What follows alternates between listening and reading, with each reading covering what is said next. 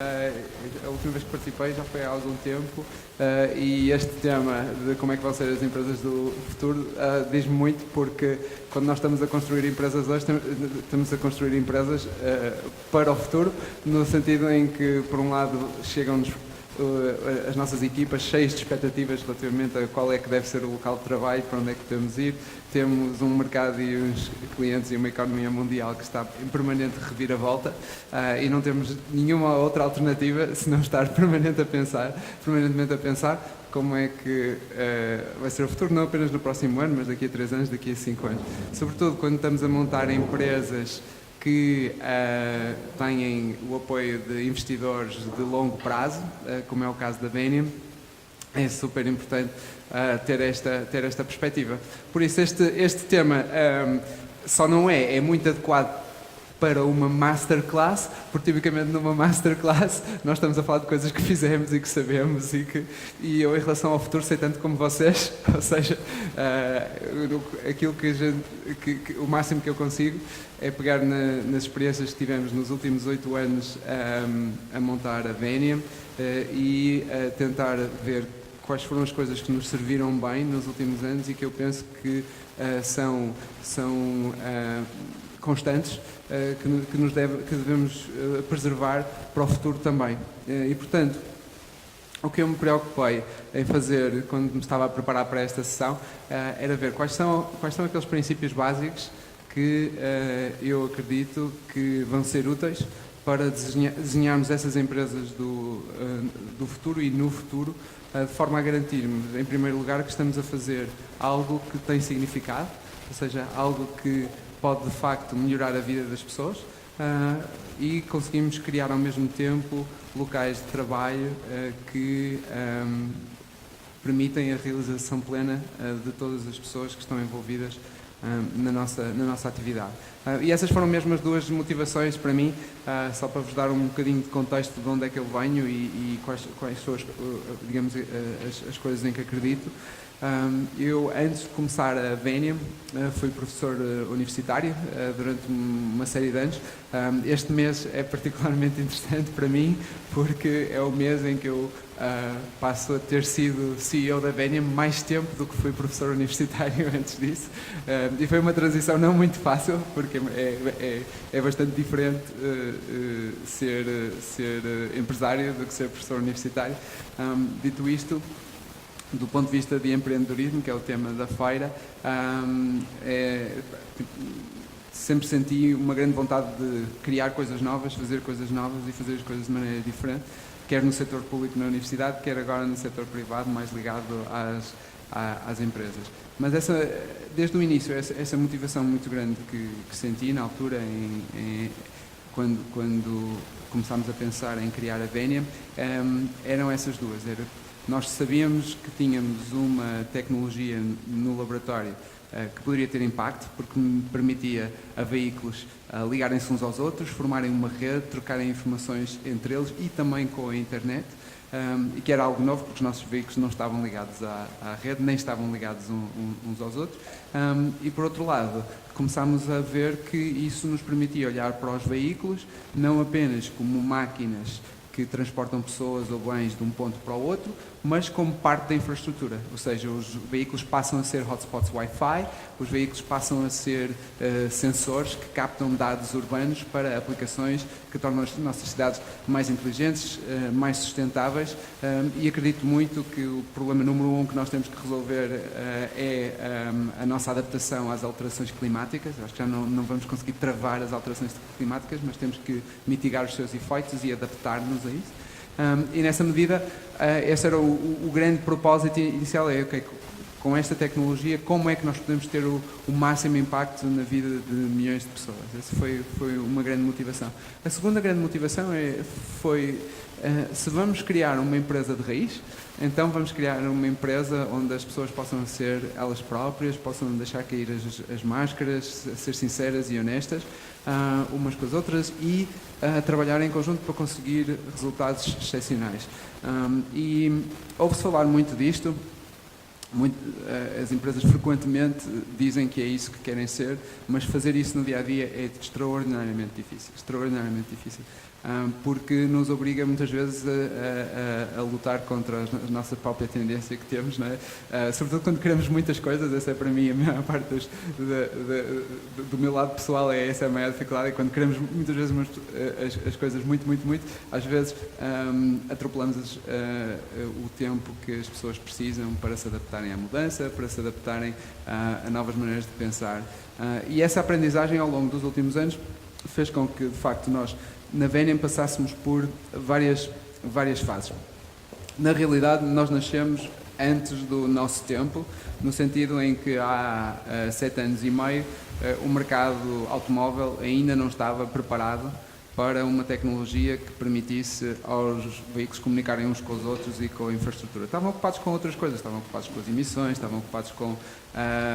garantir que os veículos deles consumiam menos gasolina ou gasóleo e, portanto, essas conversas iniciais com os fabricantes de automóveis não foram muito longe e nós pensámos, ok, existem 1000 milhões de veículos no mundo, portanto, vamos ver o que é que nós podemos fazer com esses. E dentro desses, cerca de 27%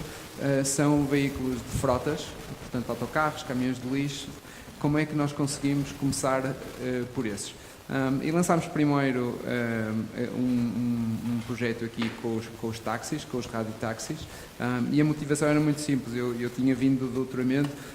a olhar para redes de sensores, em que temos pequenos dispositivos, sensores que cabe, por exemplo, imaginem nesta sala, tínhamos um sensor ali, outro sensor acolá, outro sensor acolá, e estávamos a captar a temperatura e a umidade em cada um desses sítios. Todo esse estudo deixou-me um pouco frustrado porque eu pensei, ok, se eu tenho um sensor ali, ali e ali, só estou a captar dados destes 3 pontos e há todo este espaço e todo este espaço em que eu não estou a obter dados nenhuns. E então, com o meu grupo de investigação, começamos a fazer um trabalho de pensar, ok, e se os sensores estiverem em movimento, como é que eles vão captar informação e transmitir informação? Estarem em movimento resolvia-me esse problema, não é? Porque agora passava a ter um scanner em que estava basicamente a captar dados nos vários pontos do espaço. Mas agora ainda tinha o problema seguinte, que é como é que levo essa informação depois para a internet, e a ideia era eles organizarem-se numa rede, começarem a transmitir uns com os outros e depois enviarem os dados ajudando-se mutuamente. E, ao mesmo tempo, um dos meus colegas estava a trabalhar com os radiotáxis no primeiro sistema de despacho eletrónico, que muito cedo, isto foi muito antes do Uber e Lyft, estamos a falar de 2005, 2006, é incrível pensar que já foi há 15 anos, mas sim. E, basicamente, e ele disse-me, olha, porque é que não, foi o professor Michel Ferreira, do Departamento de Ciência de Computadores, disse-me porque é que não colocas dispositivos sensores nos táxis e eles tornam-se sensores urbanos e estão a captar dados para percebermos como é que funciona a cidade. E assim fizemos. Tivemos um primeiro projeto em que colocámos sensores nos veículos, só que rapidamente esbarrámos com o problema seguinte, que é, como é que eu obtenho os dados outra vez? Porque para transmitir esses dados para a internet, na altura a única solução que nós tínhamos era a rede celular, de rede dos telemóveis, que era extraordinariamente cara e, portanto, limitava muito a quantidade de dados que nós podíamos ter. Mais ou menos ao mesmo tempo, a Zone, na altura, portanto, antes da fusão e antes de se tornar a nós, a Zone foi um dos primeiros operadores mundiais a introduzir uma solução de uma empresa espanhola chamada Fon, que basicamente transformou os routers Wi-Fi em vossas casas em hotspots Wi-Fi públicos, ou seja,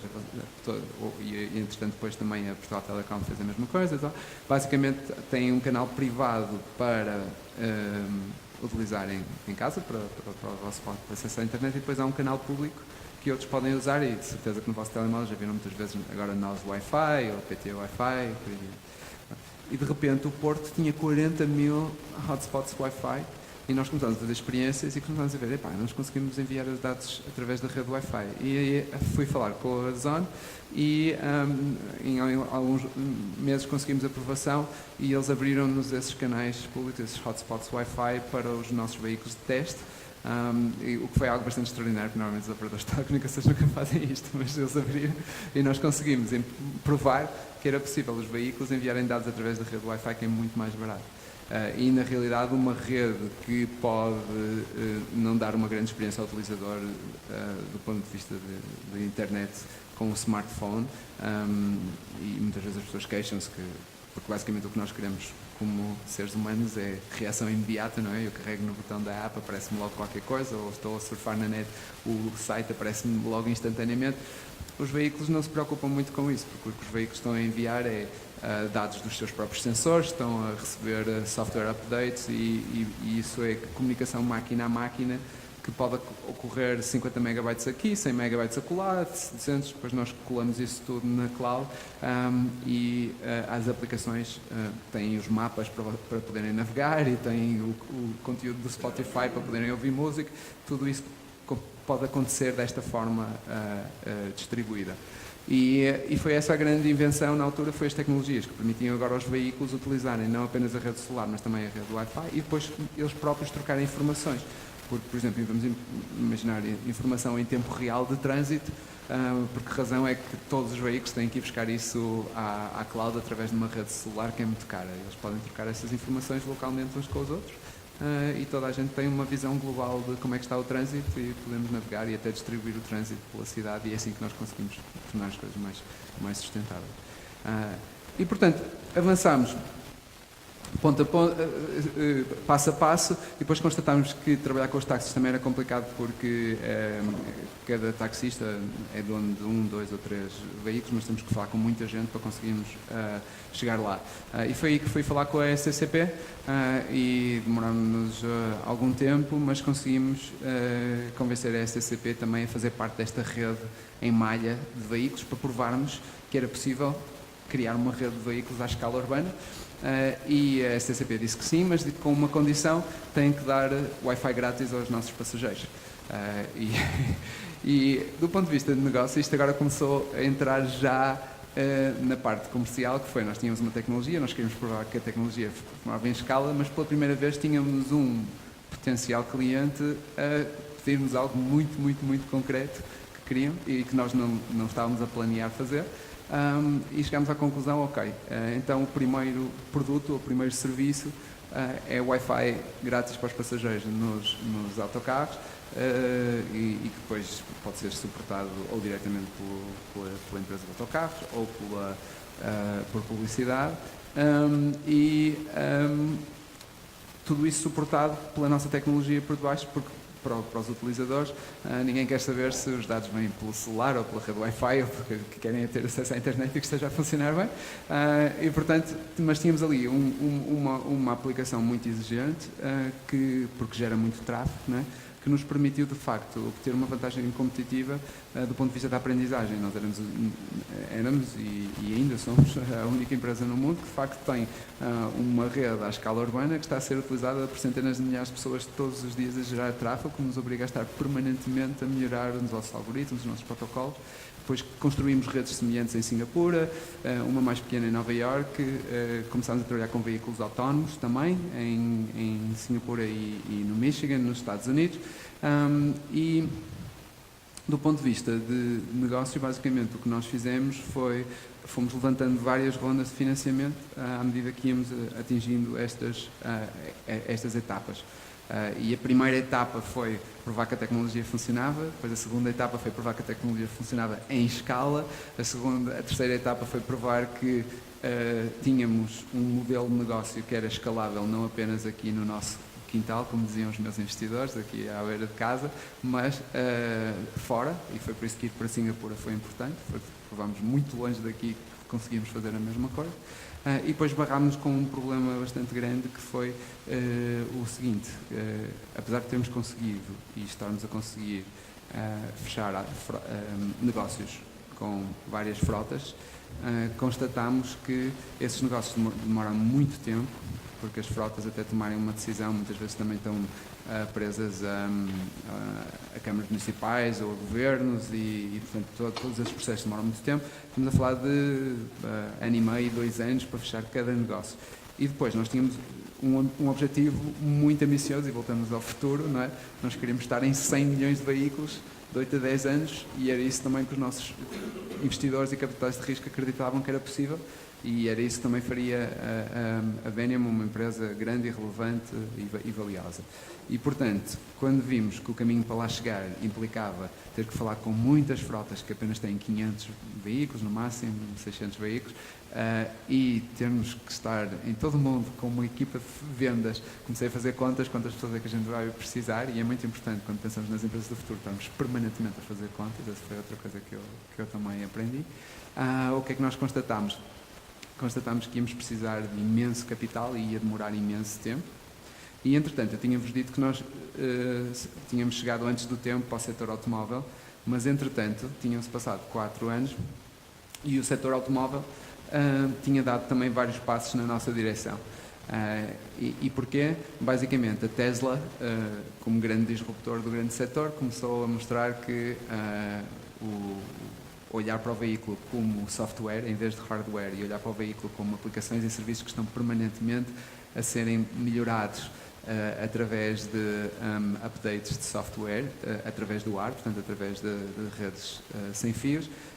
era uma forma de cativar os clientes, vender mais carros, mas ao mesmo tempo criar melhores experiências digitais para as pessoas,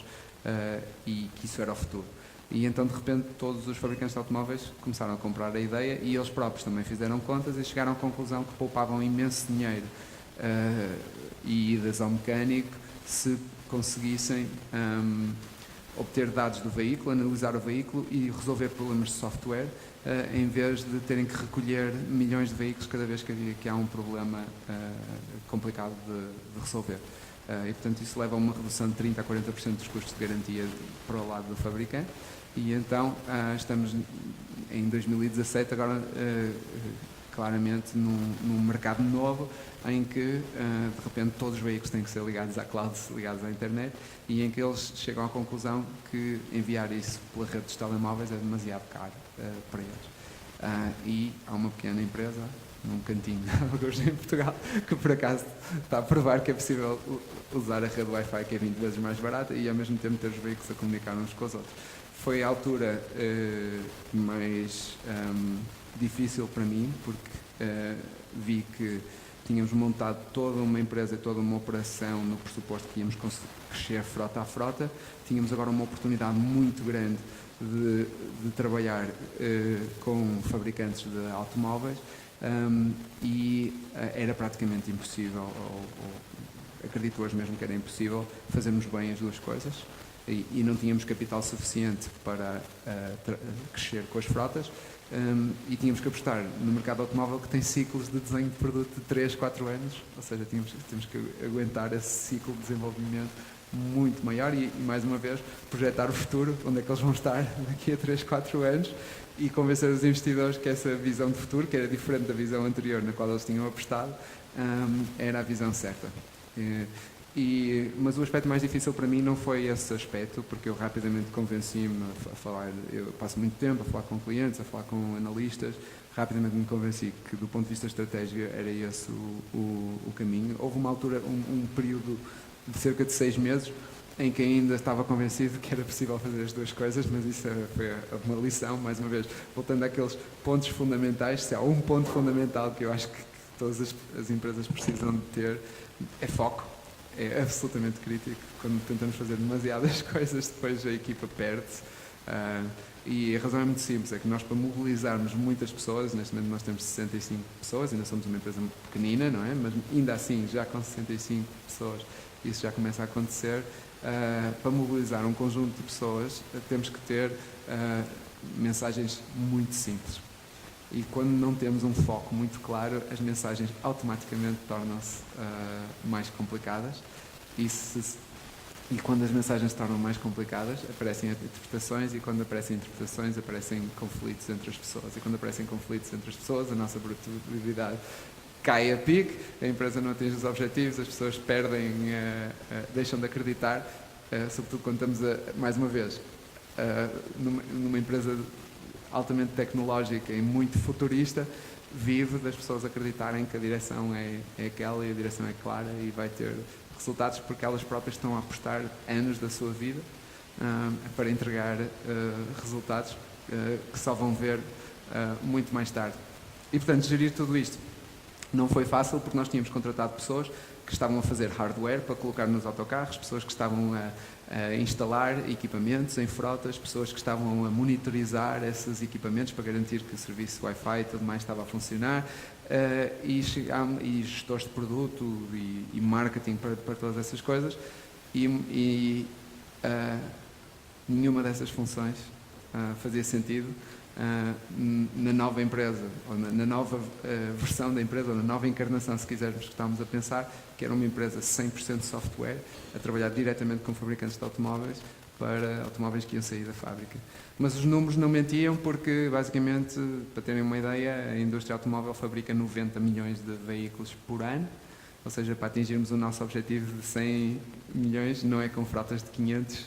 a 500 que íamos chegar lá. Portanto, trabalhar com os fabricantes de automóveis era a situação, ou a direção mais propícia para o sucesso da nossa empresa. E, portanto, houve pessoas que saíram da empresa, houve pessoas que nós tentámos adaptar os papéis, em casos em que funcionaram, situações em que não funcionaram, e foi esse o momento mais difícil. Fazer isso de uma forma sustentada, ao mesmo tempo que estávamos a empurrar o negócio, e para um empreendedor, para mim em particular, o mais difícil é sempre decidir quanto tempo é que eu aloco nas relações externas que mobilizam o negócio versus as relações internas que permitem-nos ter um produto e ter aquilo que precisamos para ter o sucesso fora, e ao mesmo tempo também o balanço entre o que é que eu dedico ao curto prazo e o que é que eu dedico ao longo prazo, quer do meu tempo, quer dos recursos da empresa. E na perspectiva de futuro, em todas as alturas, como eu estava a dizer, tivemos sempre a pensar em como é que vai estar o mundo daqui a 10 anos, como é que vai estar este setor, como é que vai estar esta indústria, como é que vão estar os fabricantes de automóveis, como é que vai estar toda esta questão da mobilidade. E na realidade, neste momento, este é dos setores em maior transição, e todos os dias meio notícias acerca dos veículos autónomos e da mobilidade partilhada, e a Uber e a Lyft, mas nos Estados Unidos, e outros vieram causar uma grande disrupção também do ponto de vista de modelos de negócio. E na prática, navegar esta indústria neste momento não é fácil, mas também ao mesmo tempo não teríamos as oportunidades que temos se não tivessem todos a repensar o ecossistema e como é que se vão posicionar e onde é que vão estar. E portanto é uma aprendizagem constante que é extraordinariamente estimulante para todos nós, para toda a equipa, e eu cheguei à conclusão que apesar de, em geral, as pessoas terem naturalmente uma necessidade de se sentirem seguras, não podemos proteger demasiado os nossos colaboradores e as nossas equipas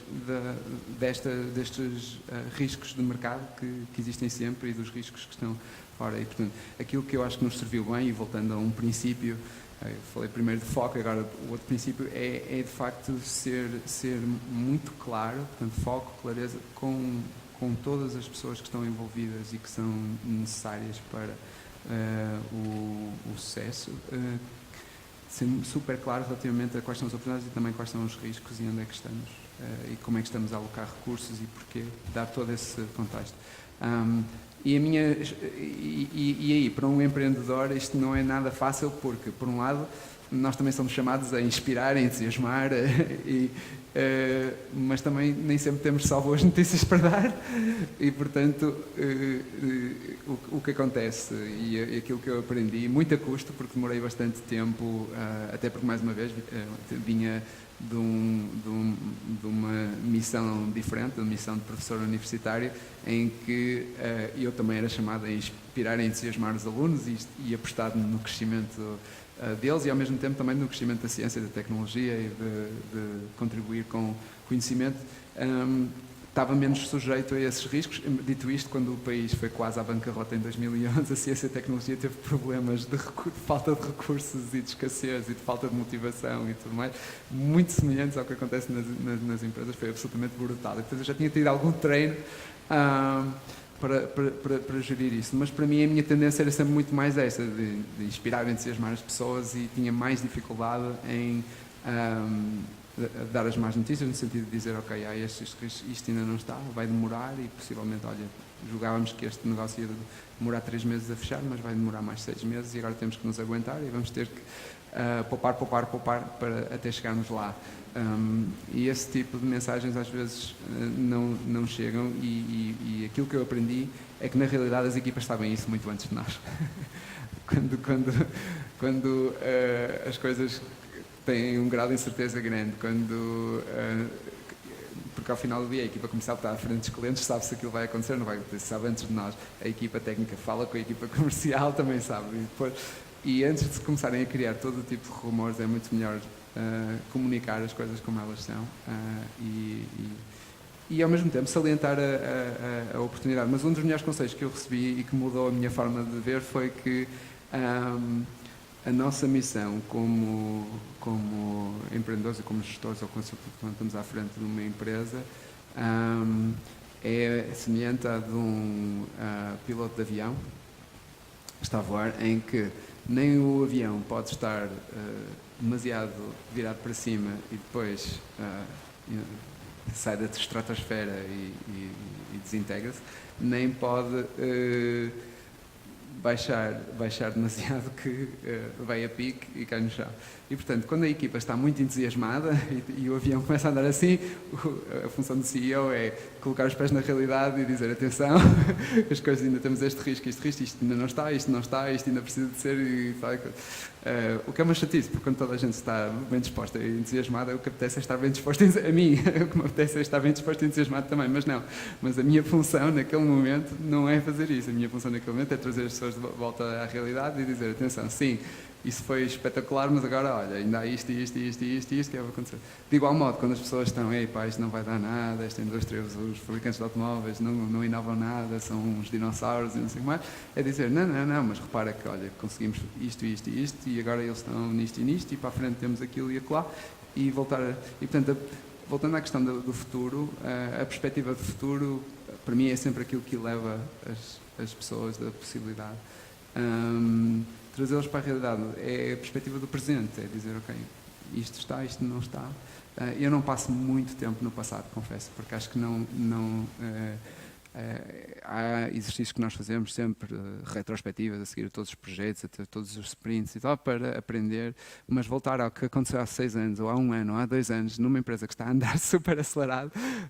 não me ajuda nem a motivar as pessoas a castigá-las pelas coisas que não aconteceram, nem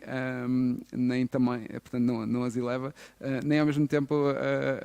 atrás para baixo. Acho muito mais positivo pensar, ok, onde é que queremos estar, o que é preciso, e depois a outra mensagem que também é muito importante e que eu acho que também vai ser verdade para o futuro é que nunca é uma linha reta. Nós pensamos sempre, ok, isto vai ser uma linha reta daqui. Aqui está. Quando desenhamos os nossos planos de negócios ou quando estamos a fazer o pitch para os investidores, não é? Estamos a dizer, ok, estamos aqui, vamos estar aqui, isto vai ser assim, não é? Ou então vai ser assim, não é? Devagarinho e depois de repente... e nunca é assim, não conheço nenhuma empresa que tenha crescido dessa maneira. É assim, e eventualmente, quando as coisas correm bem, chegamos lá. E portanto, agora queria que a segunda metade fosse mais diálogo, e também quero ouvir e aprender convosco. Só um último pensamento, que é como é que, para desenhar uma empresa para o futuro e para uma empresa que consiga, de facto, ter sucesso, a forma que eu encontrei de pensar sobre isso é que, antes de mais, as empresas existem para fazer algo de relevante para as pessoas. Eu acho que não vale a pena estar a construir uma empresa simplesmente porque sim, ou porque é fixe, ou porque é cool, ou porque acho que para mim ou a empresa está a fazer alguma coisa que é relevante para as pessoas e pode ter impacto, ou então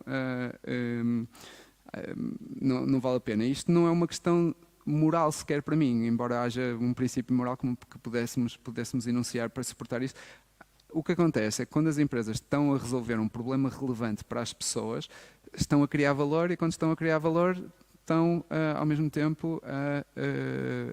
gerar negócio e o negócio é crítico e os lucros são críticos para garantir que nós conseguimos financiar de facto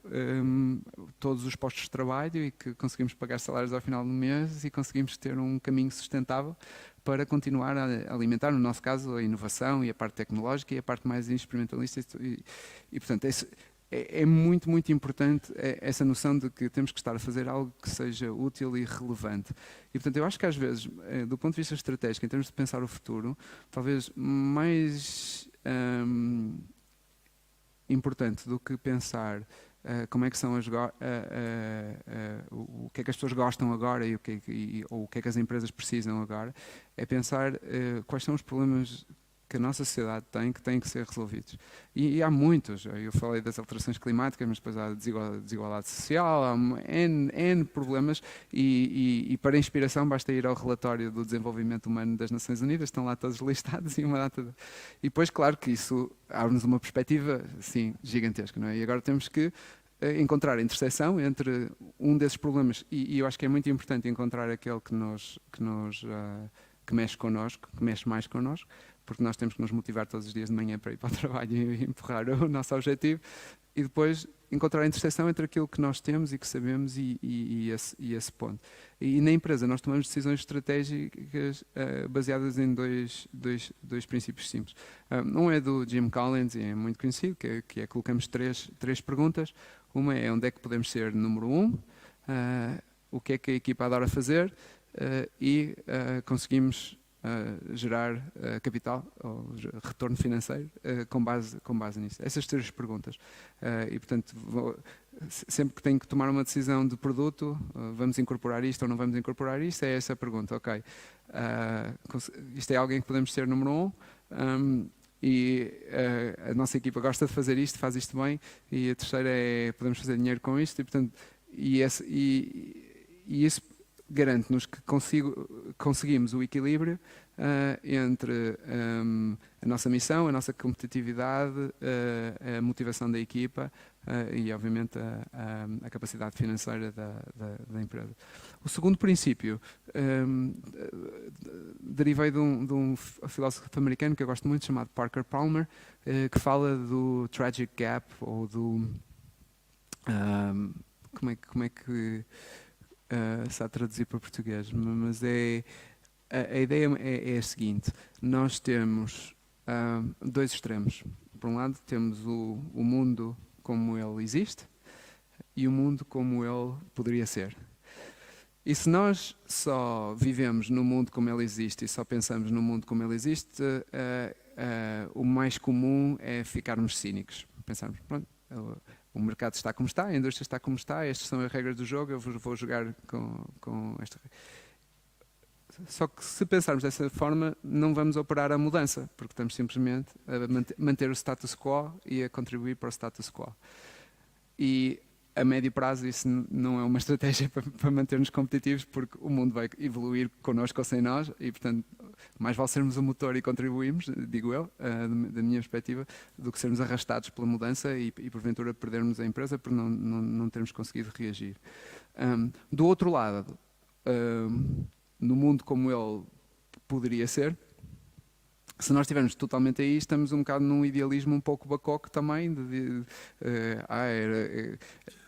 era uma maravilha, não é? Se todas as pessoas na empresa se entendessem, se não houvesse conflitos e se eu gerisse a empresa dessa maneira, estava num idealismo bacana, porque as pessoas são como são e têm as suas aspirações e é necessário um conflito saudável para nós chegarmos a algum lado quando estamos a trabalhar em equipa. Só para dar um exemplo externo e um exemplo interno de como pensar em empresa no futuro. Mas quando pensamos no mundo como ele poderia ser, não estamos simplesmente a imaginar uma utopia.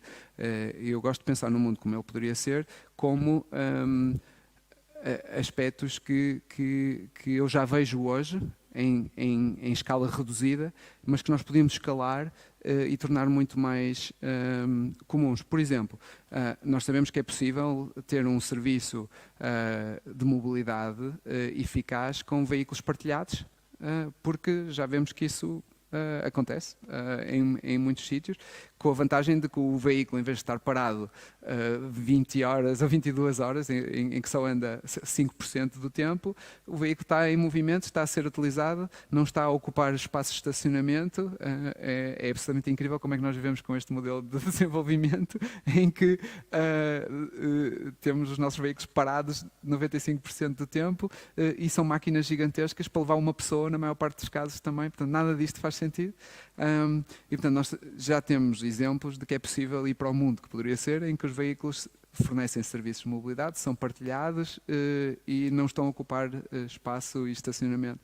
e nem a gastar mais recursos do que aqueles que o planeta pode oferecer ou regenerar.